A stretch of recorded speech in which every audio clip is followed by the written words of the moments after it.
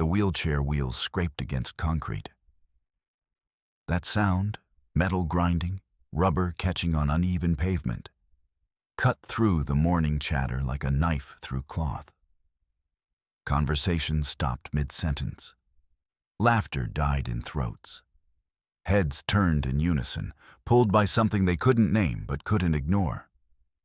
She rolled forward.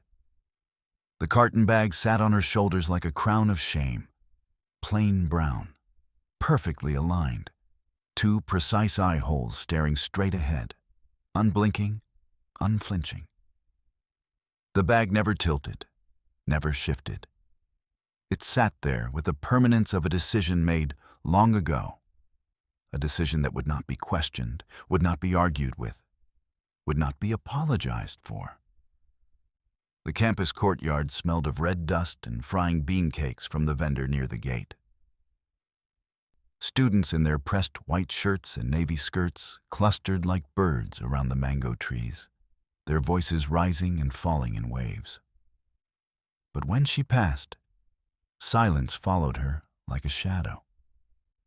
A girl whispered to her friend, hand covering her mouth. A boy pointed, then quickly dropped his hand when his girlfriend slapped it down.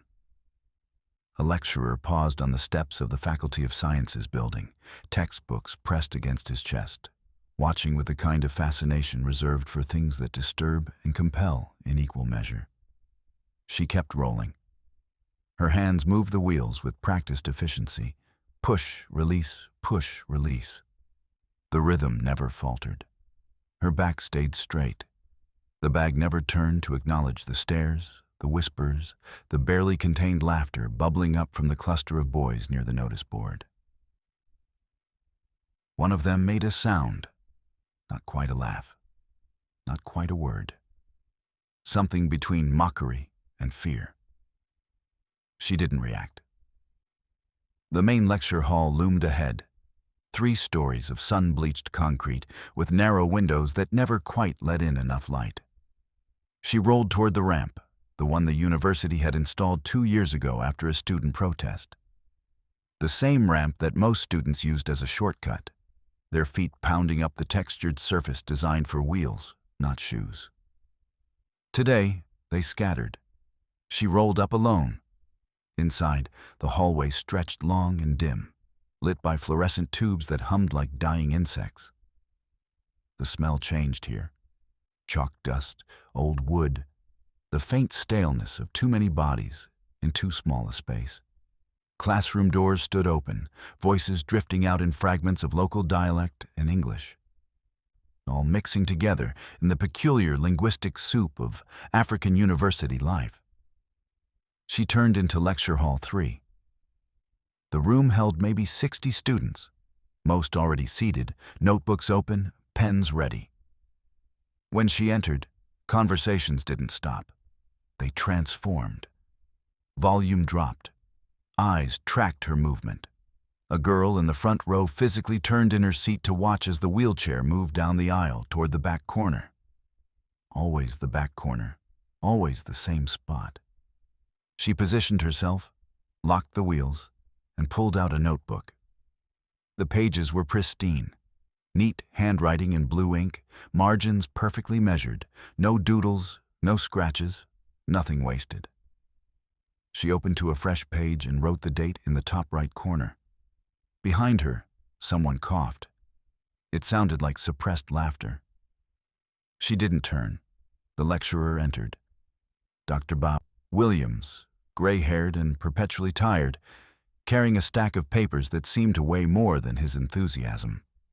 He glanced at her just once, his expression flickering through something like pity, discomfort, curiosity, before settling on professional neutrality.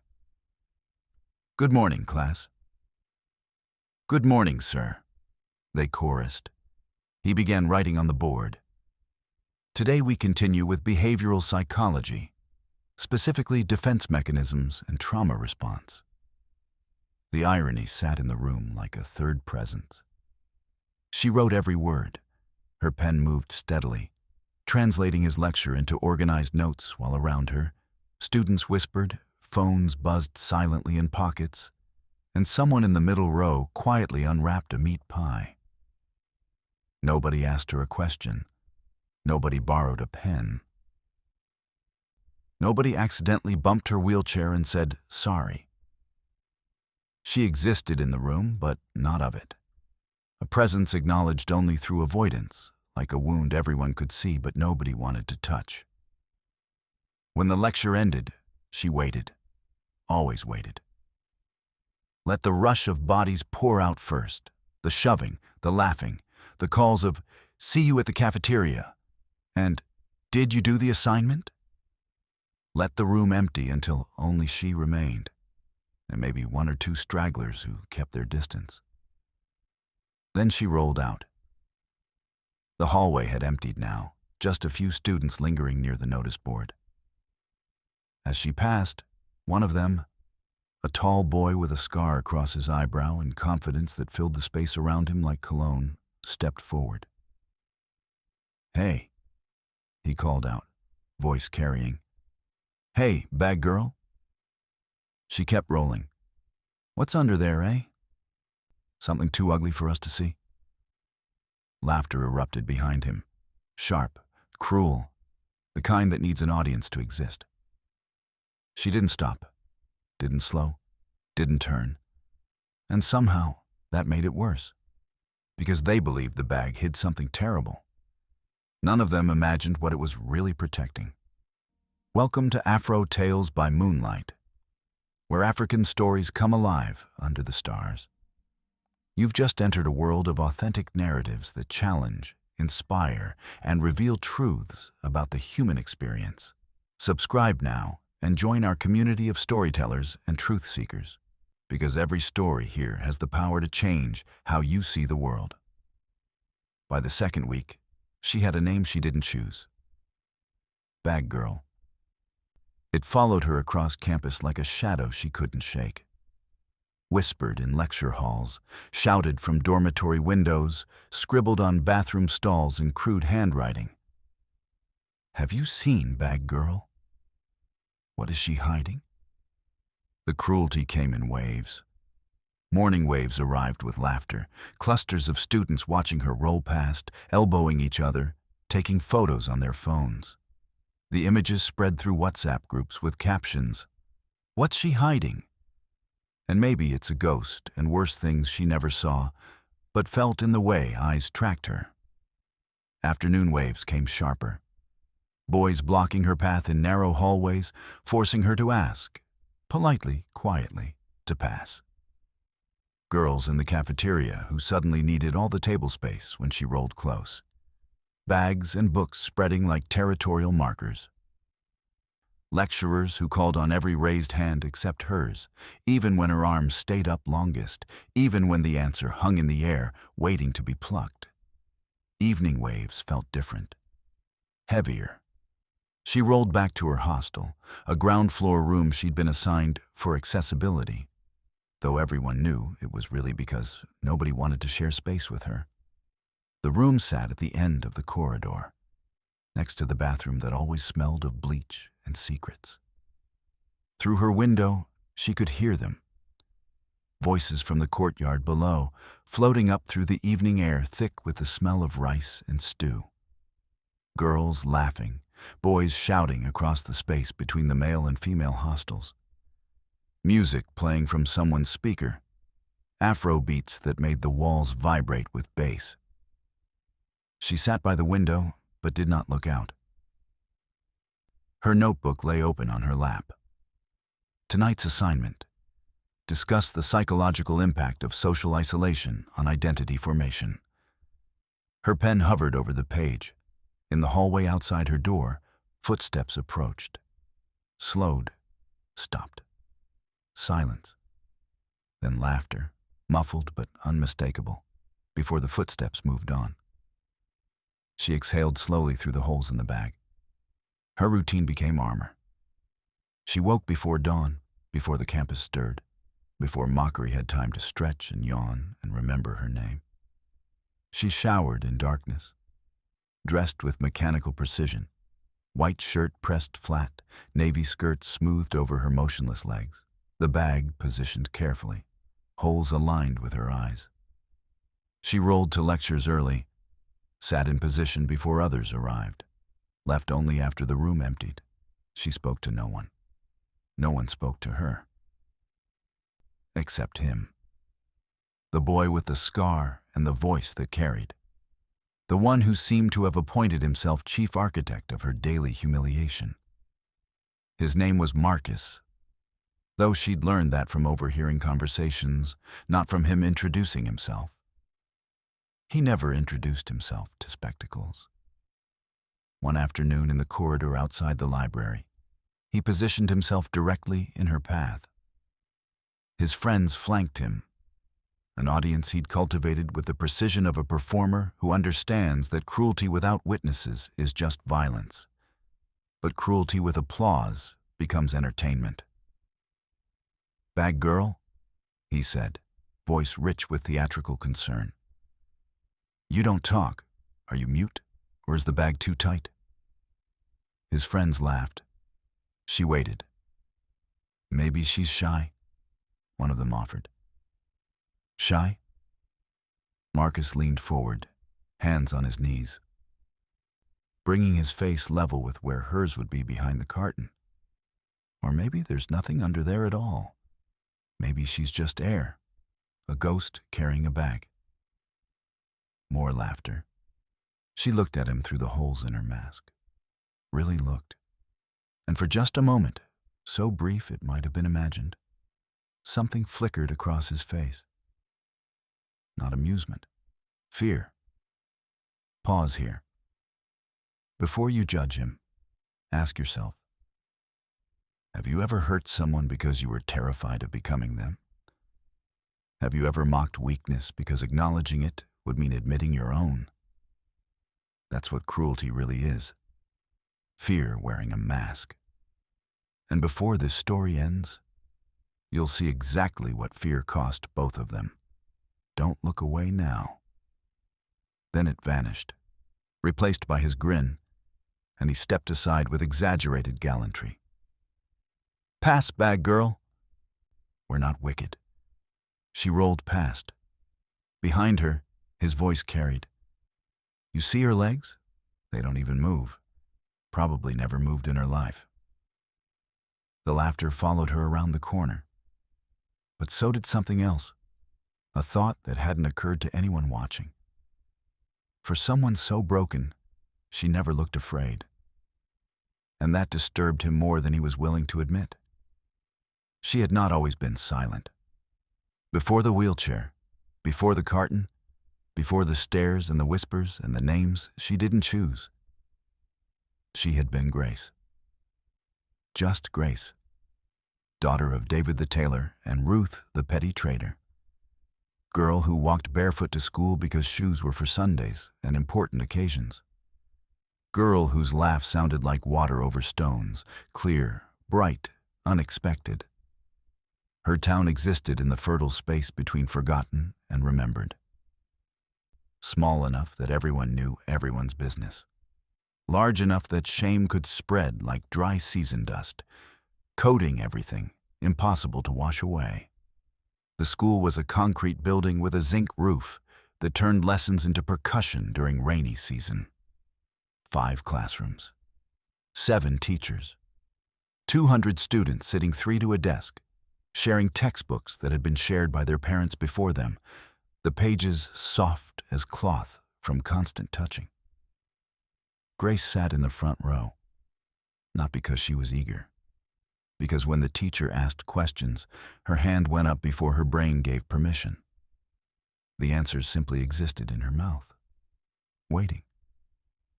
Mathematics that made other students cry came to her like breathing.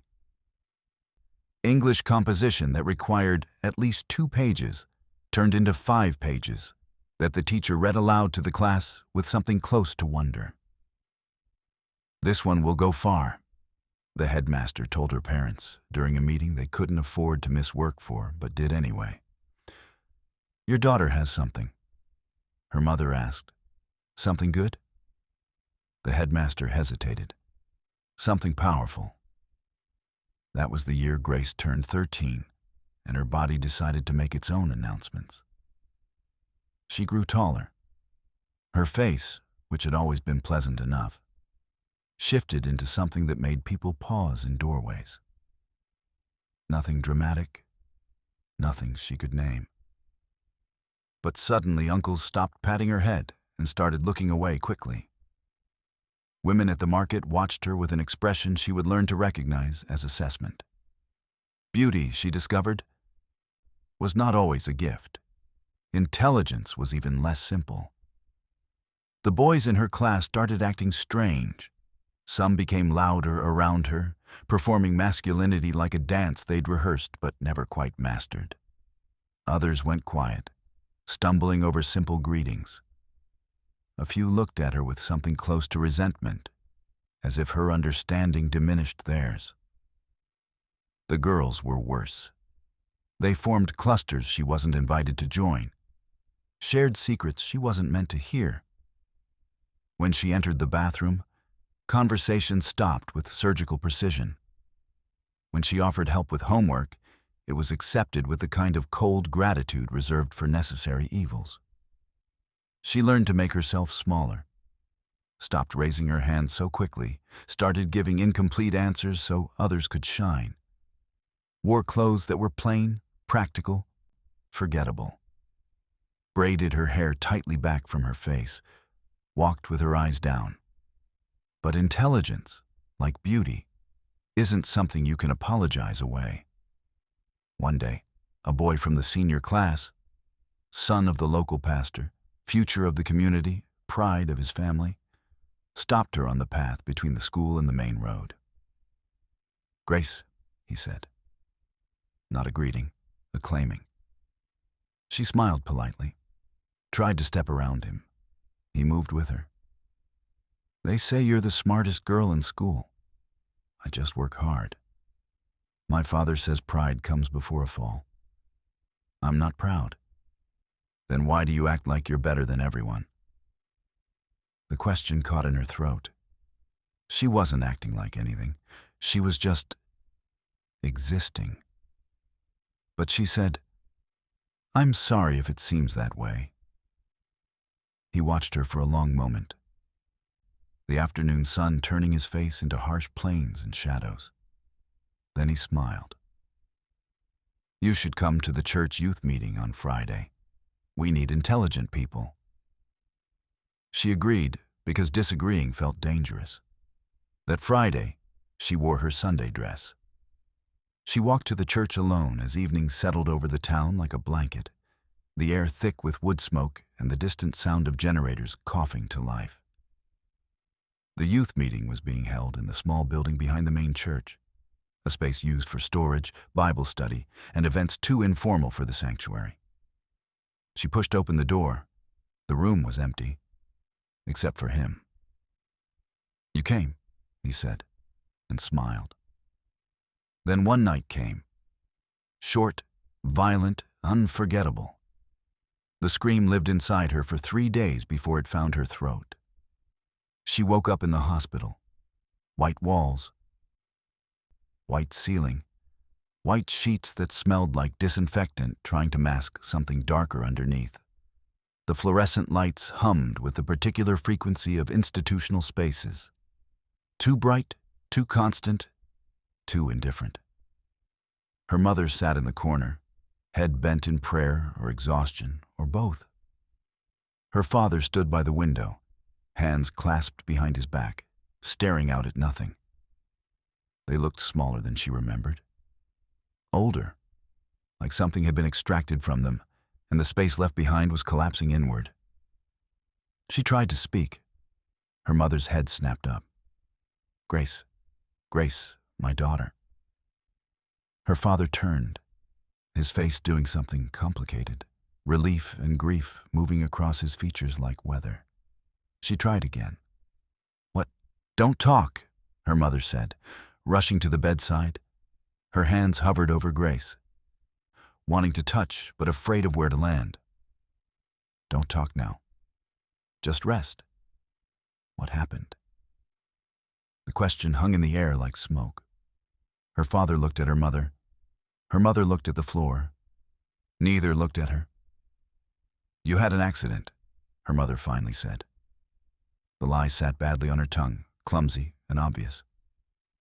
"I remember," Grace started, then stopped. She did remember. That was the problem. The empty room. The smile that wasn't a smile. The door that wouldn't open when she tried it. His voice saying things she couldn't make herself recall, her brain sliding away from the words like oil on water. The fear that arrived too late, when understanding finally caught up to instinct. The moment when her body understood what was about to happen and decided, with the ancient wisdom of survival, that it would not participate. "Your legs," her father said abruptly, the words coming out like confession. "They're not. The doctors say—" He couldn't finish. A woman in a white coat entered. Dr. Foster, her name tag read. Young for a doctor.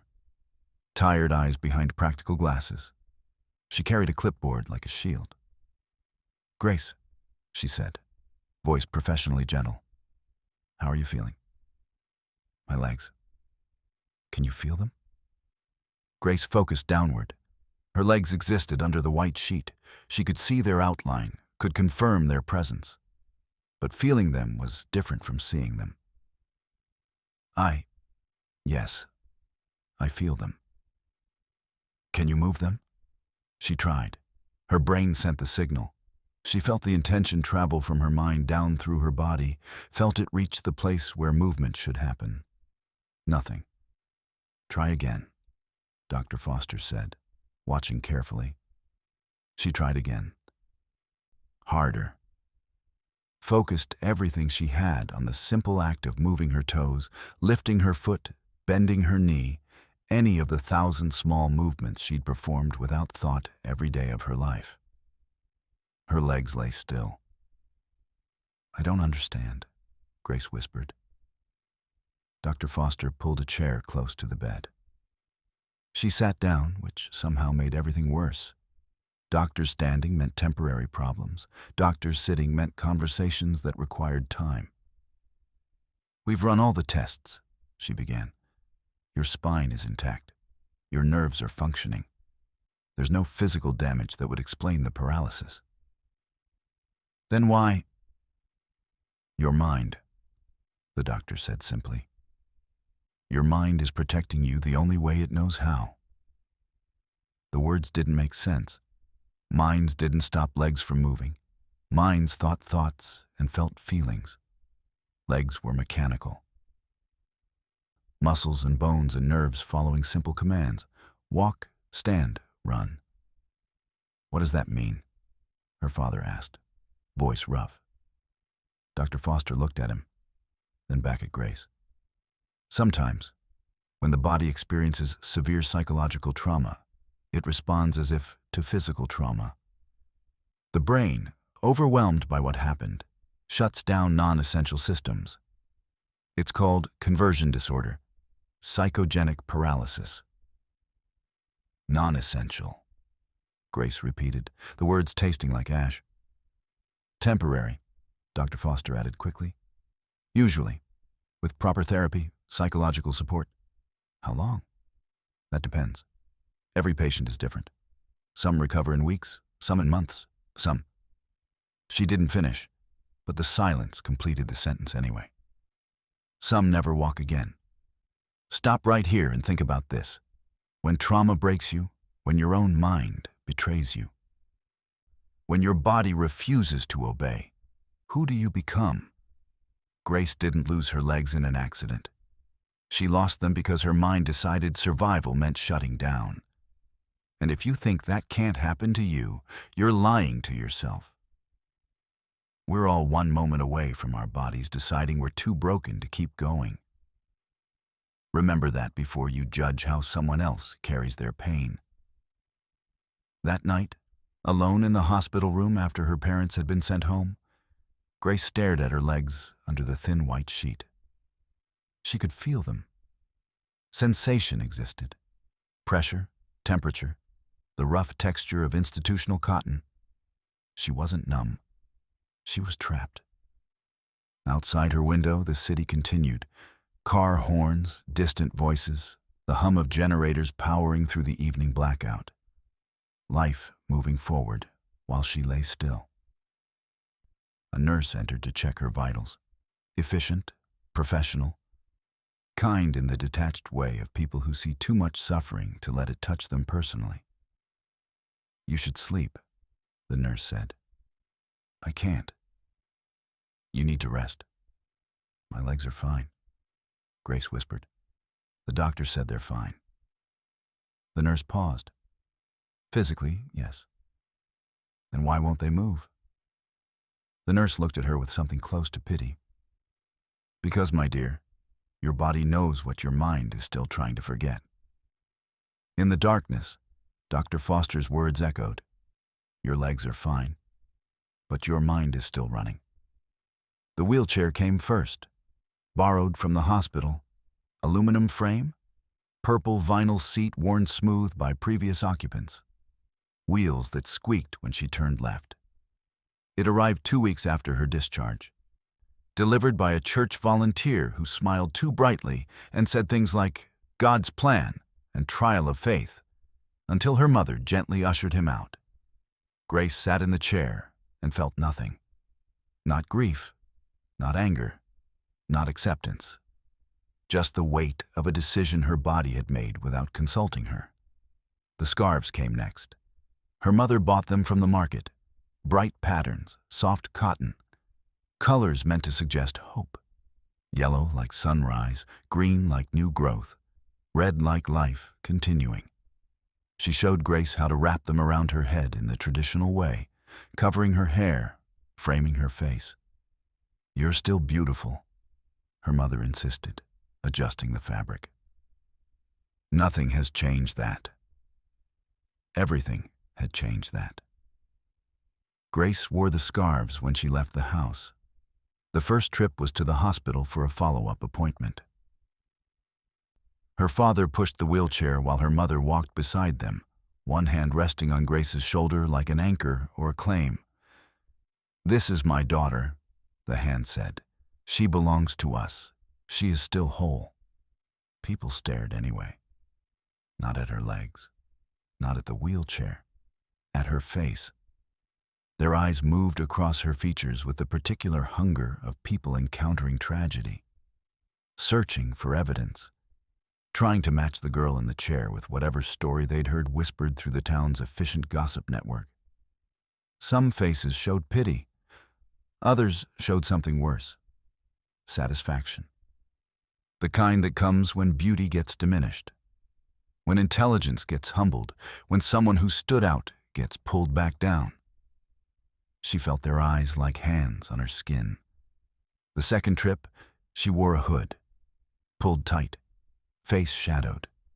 Better, but not enough. The hood invited questions. "Why are you hiding? What's wrong with your face? Did something happen to you there too?" Pity had weight. It pressed down on her shoulders, made breathing difficult, turned every interaction into negotiation. How much of her story would she have to perform to satisfy their curiosity? How much shame would she have to display before they'd allow her to exist in peace? The carton bag appeared on a Saturday morning. Her mother was at the market. Her father was at his sewing machine, the steady rhythm puncturing fabric like a heartbeat. Grace sat in her bedroom, staring at a package on her desk. Brown cardboard. Books she'd ordered before everything changed. She looked at the box. Something clicked. She picked up scissors, cut carefully. 2 holes, measured, aligned, big enough to see through, small enough that the world couldn't see in. She lowered the carton over her head. The room dimmed. Her field of vision narrowed to 2 precise windows. Sound muffled.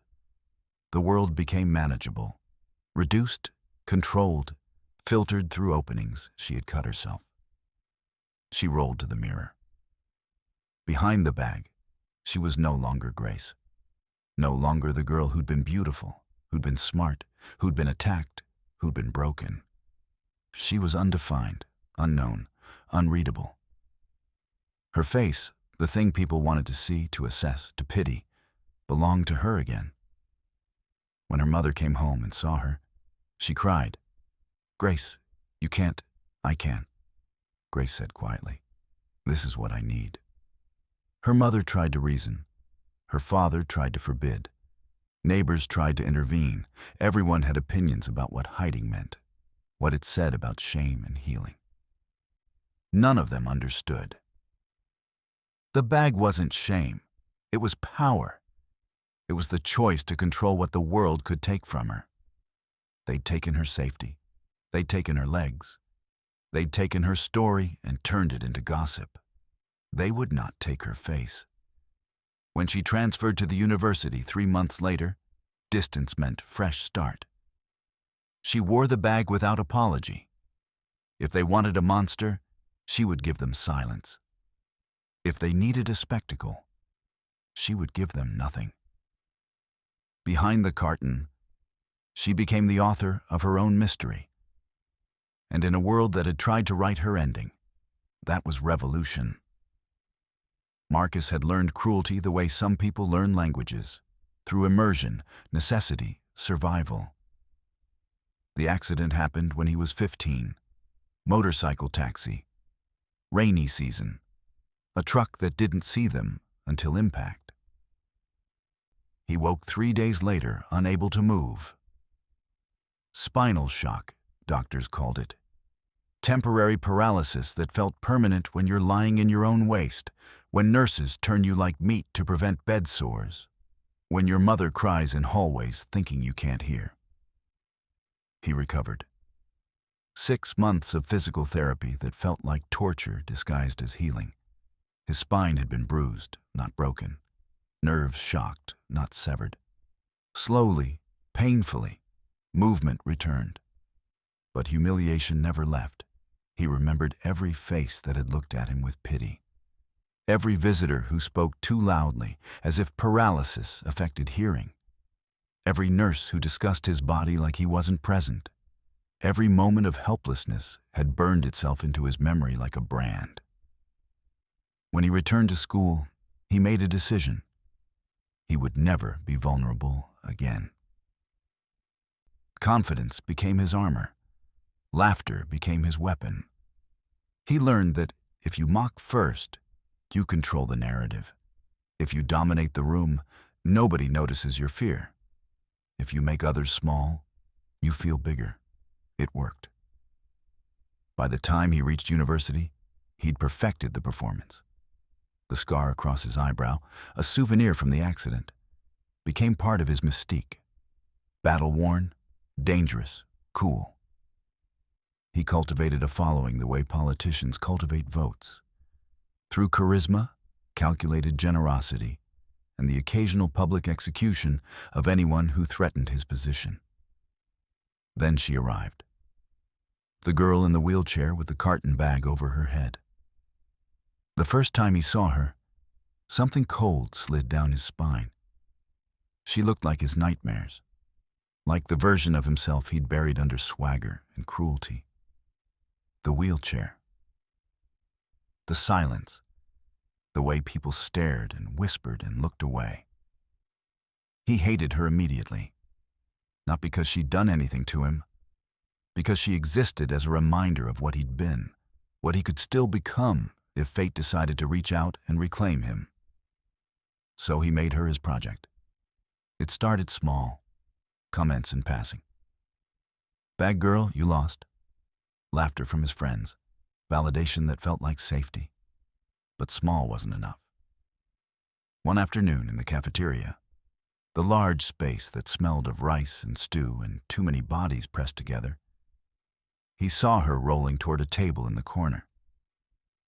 The table where the invisible students sat, the ones who'd learned that anonymity was safer than presence.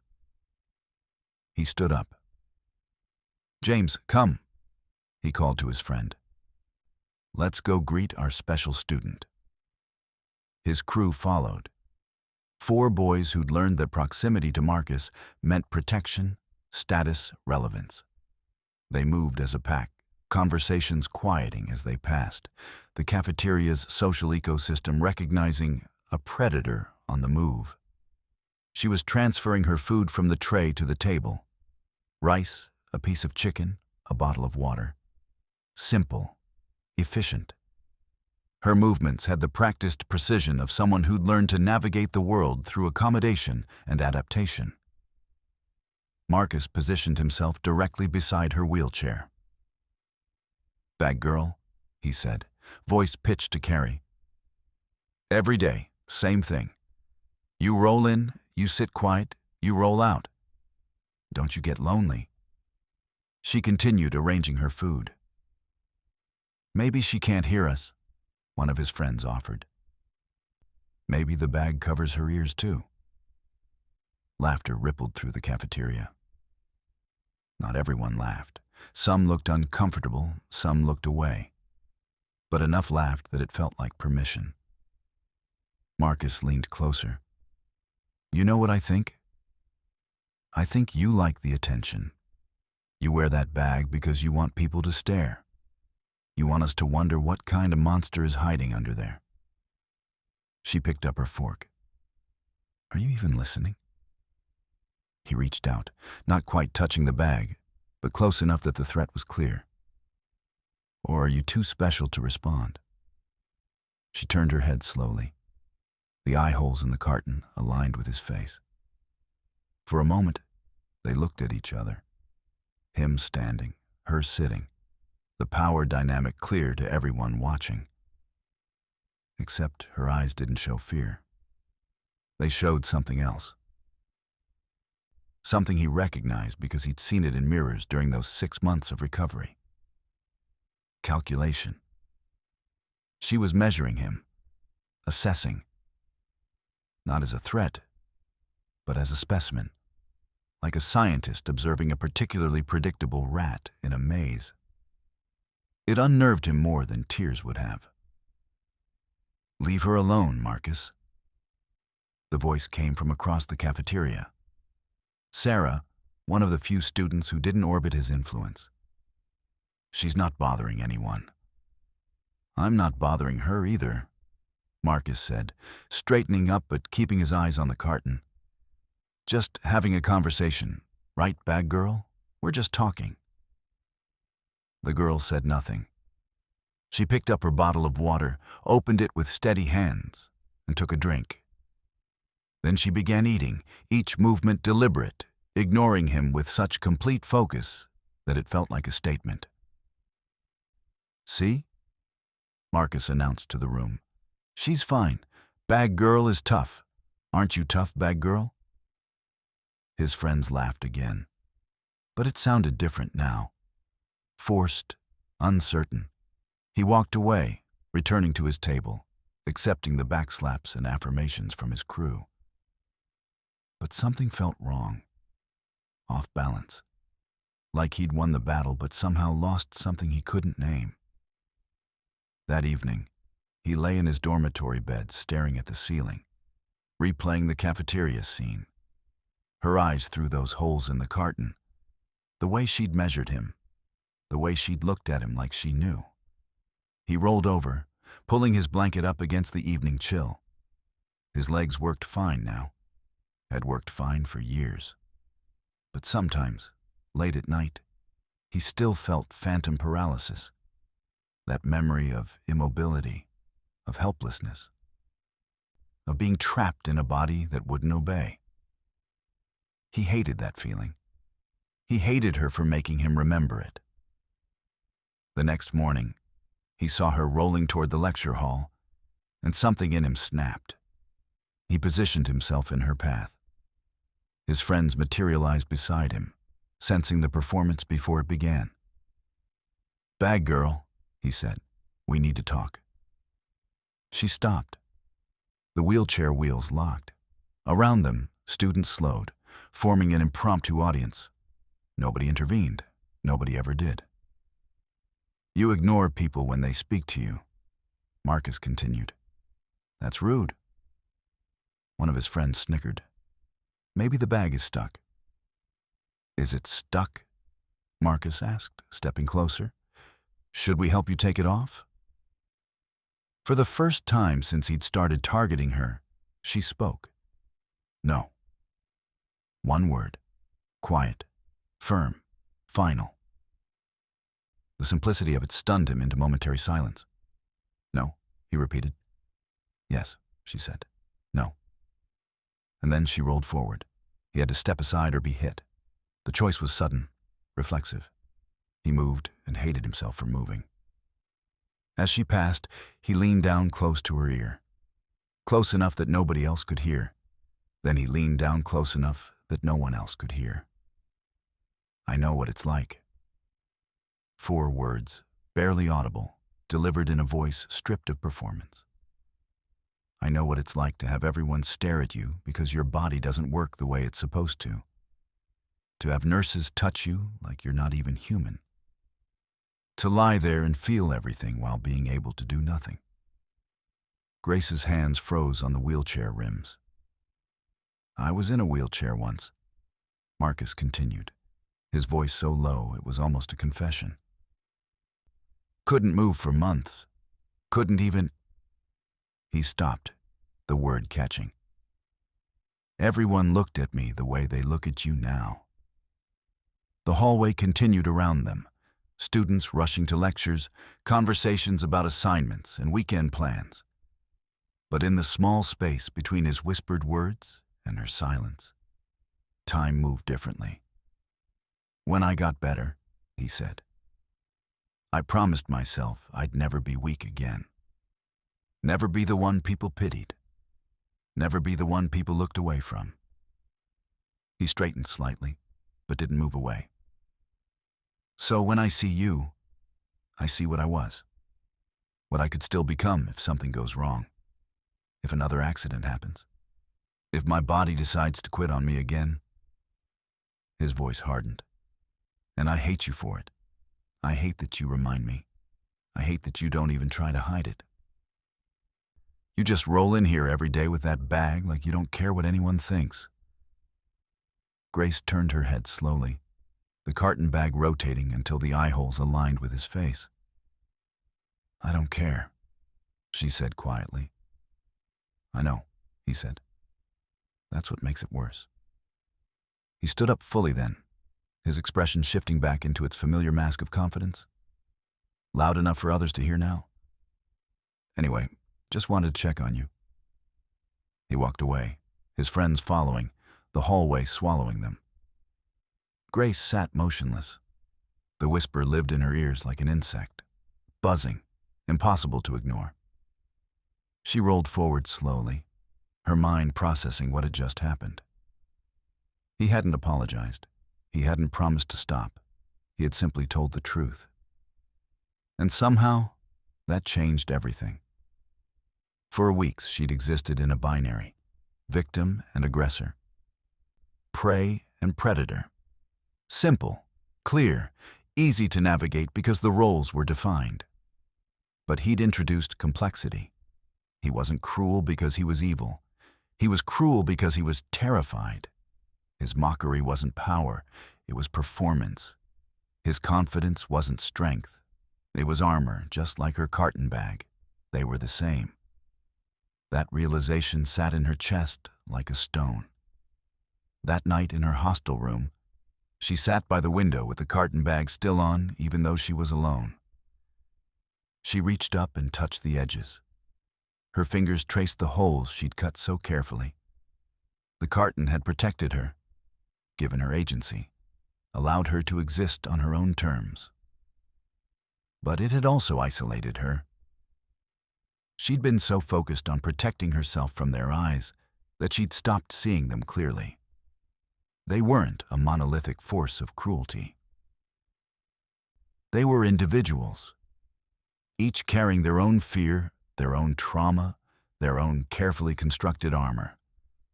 Marcus mocked her because she reminded him of his own vulnerability.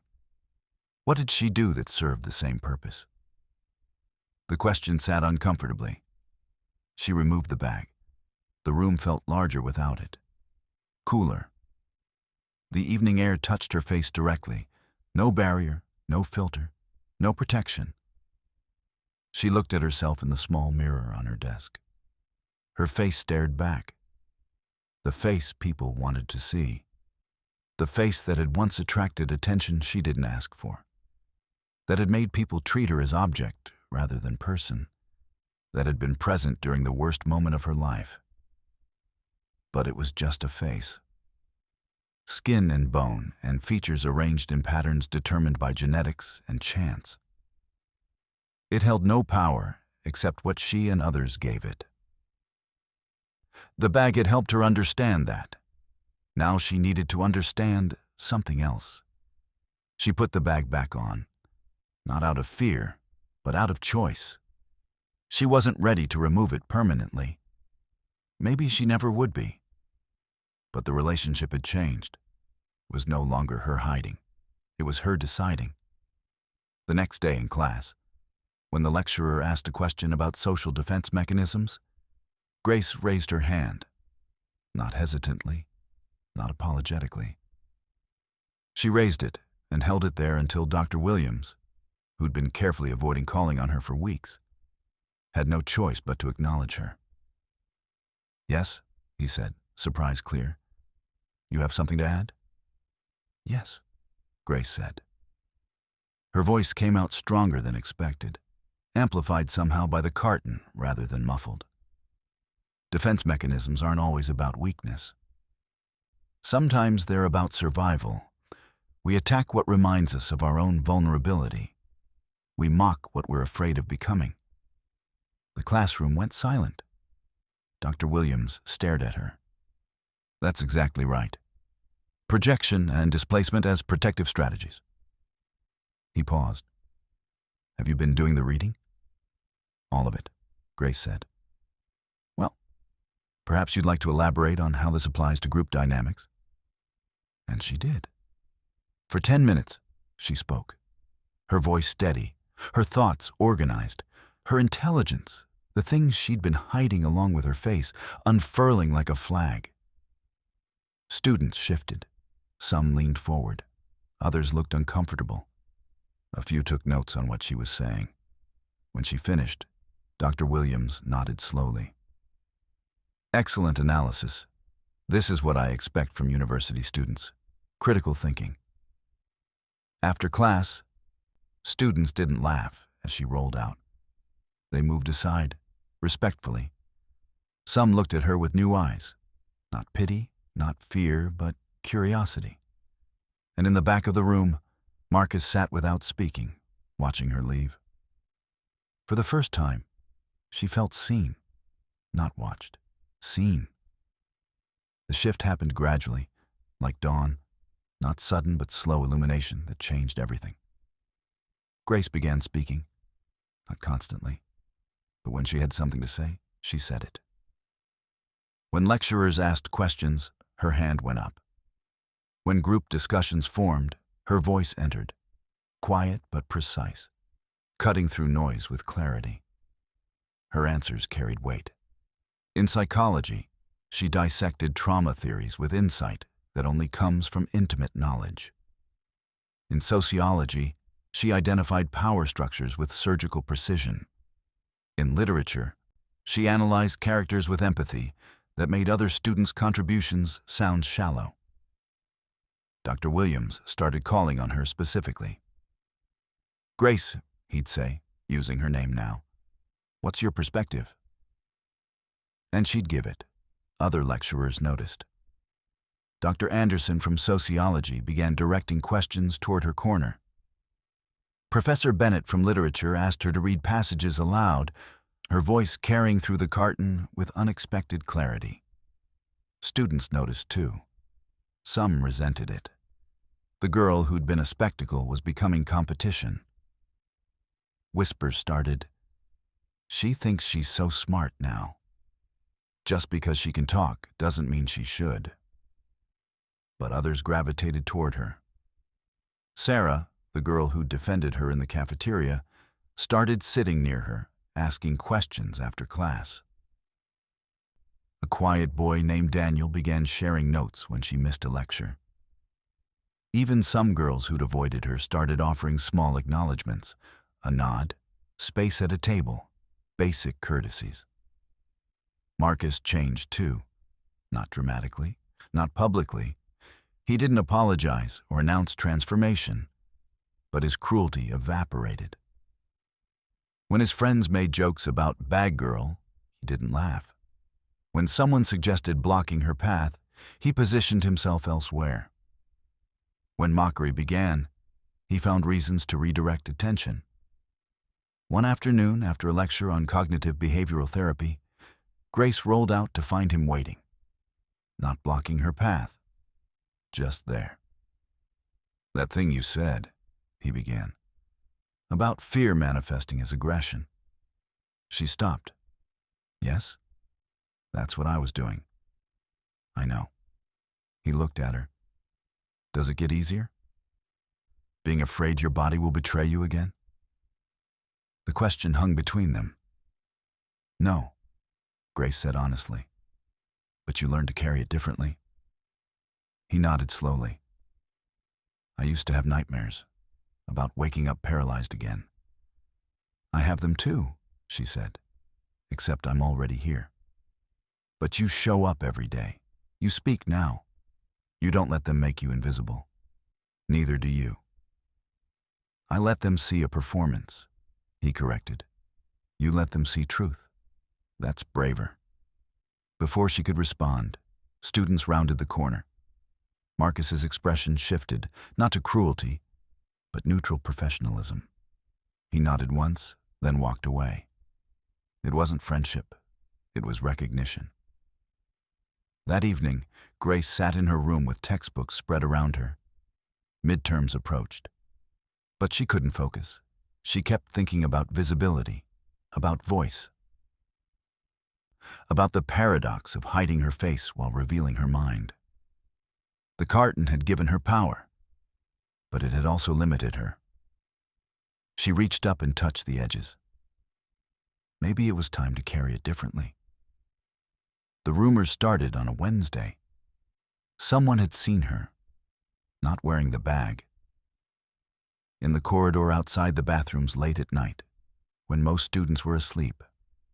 A girl from the 3rd floor. She'd been coming back from the bathroom when she saw Grace rolling toward her room, the carton bag held in her lap. By Thursday morning, the story had mutated through 17 different tellings. She was beautiful. She was disfigured. She was scarred. She was normal. She had been crying. She had been smiling. The only consistent detail? She had a face. The revelation spread through campus like dry season wind, invisible but everywhere, carrying particles of speculation that settled on every conversation. Students who'd mocked her now felt something complicated. Guilt mixed with curiosity. Shame mixed with justification. Friday afternoon, Grace rolled into the cafeteria as usual. But the atmosphere had changed. The stares were different, less hostile, more invasive. People wanted to see, wanted to know. She bought her food and rolled toward Sarah's table. A boy she didn't know blocked her path, not aggressively, almost gently. "Can I ask you something?" "No," Grace replied. "I just want to know." "No." She rolled around him. But there was another student, then another. A small crowd forming, drawn by the same impulse that makes people slow at accident sites. "Is it true you took off the bag? Why do you hide? Can we see?" Sarah stood up. "Back off. We're just curious," someone said. She made it a mystery. "I didn't make anything," Grace said quietly. "You did." The crowd pressed closer, not physically threatening, but psychologically suffocating. "Everyone wants to know," a girl said. "You could just show us." "Why would I do that?" "Because hiding makes people think the worst." "I am normal," Grace said. "The bag doesn't change that." Then why wear it? Grace considered answering honestly, considered explaining about control and visibility and the way the world treats women's faces like public property. But she didn't owe them her story. "Because I want to," she said simply. She rolled past the crowd, Sarah following. That evening, she made a decision. Not because of the crowd, not because of rumors, but because she was ready. She rolled to the library, the large building that stayed open until midnight. She positioned herself at a study desk in a quiet corner. She opened her textbook, began reading, and then, without ceremony, she reached up and removed the carton bag. She set it on the desk beside her notebook. Her face emerged, oval-shaped, dark skin that caught the light, high cheekbones, full lips, eyes that looked tired but alert, hair braided tightly in practical cornrows. She was beautiful, not dramatically, but in the real way. Human faces are beautiful, unique, expressive, carrying evidence of lived experience. More than beautiful, she was calm. Her expression held no shame, no defiance, no performance. She simply existed, her face visible, her presence unguarded. A student at a nearby table glanced over, did a double take, stared. Grace didn't look away, didn't put the bag back. She held the girl's gaze for a moment, then returned to her reading. Word spread quickly. By the time she left 2 hours later, a small group had gathered outside. Not hostile, just watching, witnessing. She rolled past them, the carton bag in her lap now, no longer necessary but not discarded. Someone took a photo. By morning, images would circulate, the girl behind the carton finally revealed. But Grace didn't care about photos. She cared about the feeling that had settled over her, not fear, not relief, but something simpler. Choice. Back in her room, she placed the carton on her desk. Not in the trash, not forgotten. Just there, available if needed. She looked at her legs under the blanket. She placed her feet flat on the floor. The sensation registered. Cold tile, solid ground. Connection. She pressed down. Her legs shook. Fear surged. Her body screamed to stop. She pressed harder. For maybe 3 seconds, her weight shifted. Her legs bore load, her feet flattened with intention. She wasn't standing, but she was pushing. It was enough. She released, gasping, sweat beating. But she'd felt it. The possibility. The door slowly opening. Outside, campus settled into evening. Generators hummed, music played, voices called, life continuing, moving forward. And for the first time since her legs stopped working, Grace felt like maybe she could catch up too. The morning arrived with dry season haze, dust making everything soft and slightly unreal. Grace woke before her alarm, her body humming with something she couldn't name. Anticipation mixed with terror, hope tangled with fear. Today felt different. She went through her routine, shower, dress. The carton bag sat on her desk. She looked at it for a long moment, then rolled past without picking it up. Outside, campus was waking, students hurrying to lectures, vendors setting up stalls, the smell of fresh food drifting from the gate. Morning light painted everything gold. Grace rolled toward her first lecture with her face exposed. The stares were different, less hostile. Some uncomfortable.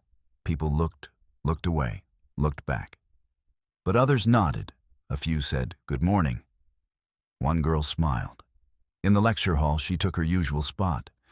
Students filed in, and the silence wasn't uncomfortable. Just normal pause before class. Dr. Williams entered and stopped when he saw her face. "Grace," he said, respect in his voice. "Good morning." "Good morning, sir." The lecture proceeded. He discussed cognitive approaches to trauma recovery. When he asked for examples, Grace raised her hand.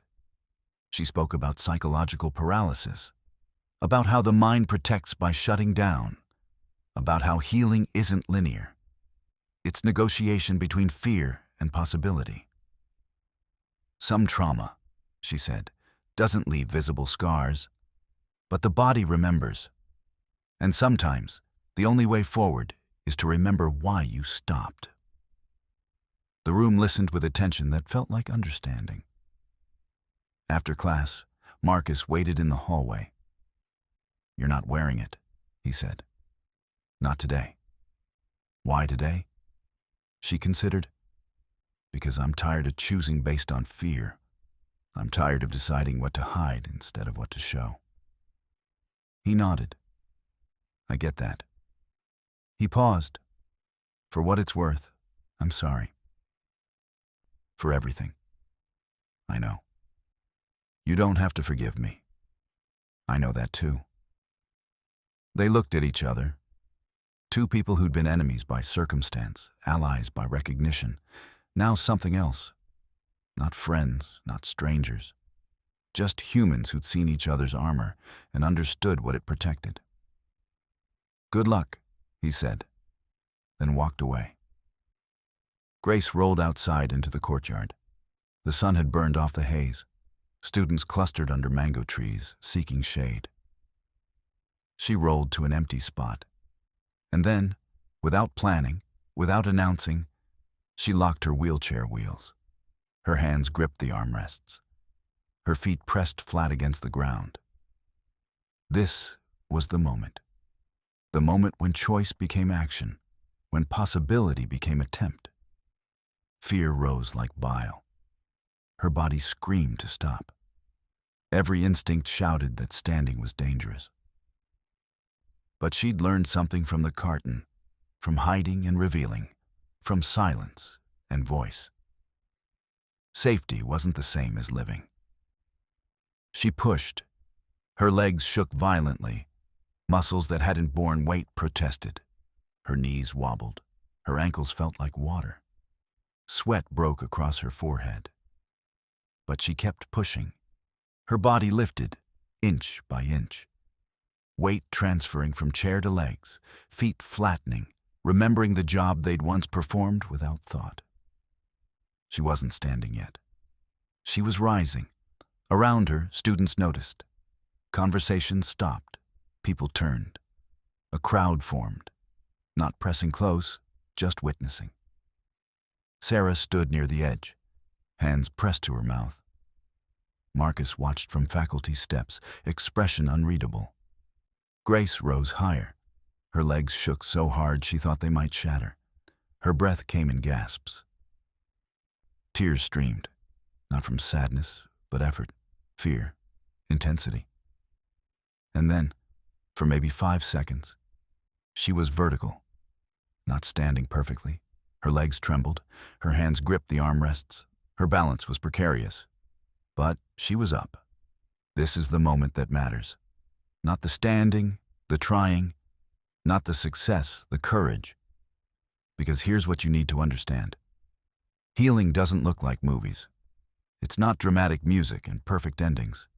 It's 5 seconds of shaking legs. It's choosing to try when everything screams, stop. It's standing even when you might fall. So ask yourself, what have you stopped trying because you're afraid of failing? What wheelchair are you still sitting in because standing feels too dangerous? Grace just showed you it's possible. Now what are you going to do about it? The courtyard erupted, not mockery. Applause, cheering, students shouting encouragement. Yes, you can do it. The sound washed over her and something broke inside her chest. Not damage, release. She lowered back into the chair. Her legs gave out, muscles exhausted. But it didn't matter. She'd done it. She'd stood, not long, not perfectly, but she'd proven what doctors said months ago. She hadn't lost the ability to walk. She had lost the feeling of safety required to try. And safety doesn't arrive loudly. Sometimes it arrives as a whisper. Sometimes as choice. Sometimes when you stop hiding and let the world see you. Not as spectacle, not as mystery, not as victim or symbol, but as person. Flawed, frightened, fighting, human. Sarah rushed over, tears streaming. "Grace, you stood."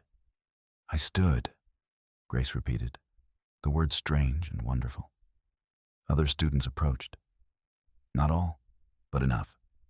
Offering congratulations, offering presents.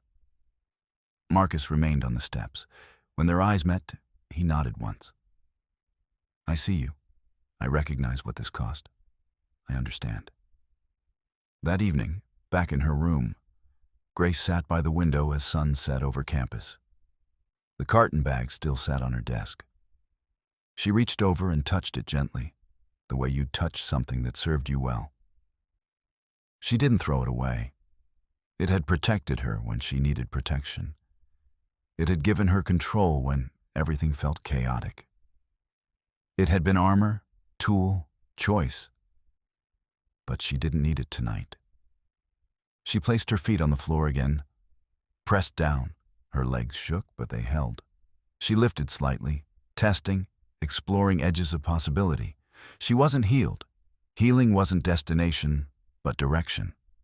Some days would be harder. Some days she might need the wheelchair, some days even the bag. But that was okay, because healing isn't about becoming who you were before. It's about becoming who you are now. And right now, she was a girl who stood when everyone said she couldn't, who spoke when everyone expected silence, who chose visibility when hiding felt safer. She was Grace, not bag girl, not the disabled girl, not mystery or spectacle or symbol, just Grace. And that was enough. Outside her window, campus continued its evening rhythm. Generators hummed, music played, voices rose and fell. She listened, smiled, and for the first time in months, felt something close to peace. One whisper hadn't fixed her, but it had reminded her she wasn't alone. And sometimes, that's all you need to find courage to stand. Thank you for staying with us until the very end of Grace's journey. If this story touched you, challenged you, or made you see the world differently, we'd love to hear from you. Drop a comment below and tell us. What did you think about Grace's decision to wear the carton bag? How do you feel about Marcus and his transformation? Have you ever hidden a part of yourself to feel safe? Your thoughts matter to us. And if you enjoyed this story, don't forget to subscribe to Afrikaan Tales by Moonlight for more powerful African narratives that inspire, challenge, and transform. Hit that notification bell so you never miss a story. Until next time, remember, healing doesn't happen overnight, but every small step forward counts. Stay strong, stay human.